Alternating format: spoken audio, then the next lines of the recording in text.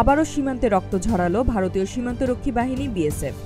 ফেনীর পরশুরাম সীমান্তে ভারতীয় সীমান্তরক্ষী বাহিনী বিএসএফের গুলিতে 2 বাংলাদেশি যুবক নিহত হয়েছেন। আহত হয়েছেন আরও একজন। উপজেলার বাসবদুয়া সীমান্ত এলাকায় এ ঘটনা ঘটে। নিহত দুজন হল ইয়াসিন লিটন ও জাকির হোসেন মিল্লাত। আহত হয়েছেন আফসার। নিহতের 21 ঘণ্টা পর শুক্রবার রাতে ইয়াসিনের লাশ ফেরত দিয়েছে বিএসএফ। এছাড়া শেরপুরের নালিতাবাড়ি সীমান্ত দিয়ে 21 রোহিঙ্গাকে পুশিন করেছে বিএসএফ।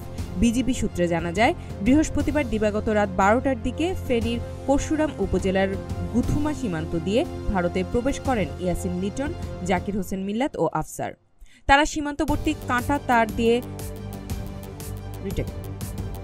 সীমান্তবর্তী তার কাটা বাউন্ডারির কাছে পৌঁছালে বিএসএফ সদস্যরা গুলি ছোড়েন। এতে গুলিবিদ্ধ হন লিটন। পরে বিএসএফ তাকে ভারতের বিলোনিয়ার একটি হাসপাতালে নিয়ে যায়। সেখানে তার মৃত্যু হয়। এ সময় গুলিতে আহত হন মিল্লাত ও আফসার। স্থানীয় লোকজন তাদের উদ্ধার করে ফেনী জেনারেল হাসপাতালে নেন। সেখানে চিকিৎসাধীন অবস্থায় মিল্লাত মারা যান। আফসারকে উন্নত চিকিৎসার জন্য চট্টগ্রাম মেডিকেল কলেজ হাসপাতালে পাঠানো হয়।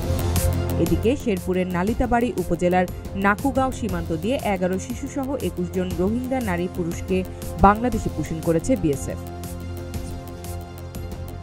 বিজিবি ও স্থানীয় সূত্র জানায়, নালিতাবাড়ি উপজেলার হাতিপাগাড় বিজিবি ক্যাম্পের আওতাধীন নাকুগাঁও সীমান্ত এলাকার 1116 মেইন পিলার দিয়ে 11 শিশুসহ 21 জন রোহিঙ্গা নারী পুরুষকে পুশিন করেন কিলাপাড়া বিএসএফ ক্যাম্পের সদস্যরা। পরে বিজিবির টহল দল তাদের আটক করে স্থানীয় সরকারি প্রাথমিক বিদ্যালয়ে রাখে। Z news, Dhaka.